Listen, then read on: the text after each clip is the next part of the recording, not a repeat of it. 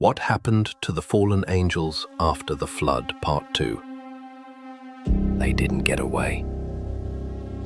The Book of the Watchers says God sent his most feared angel, the Archangel Raphael, to bind the fallen ones in darkness. They were buried in deep, burning pits, sealed until Judgment Day. And the giants?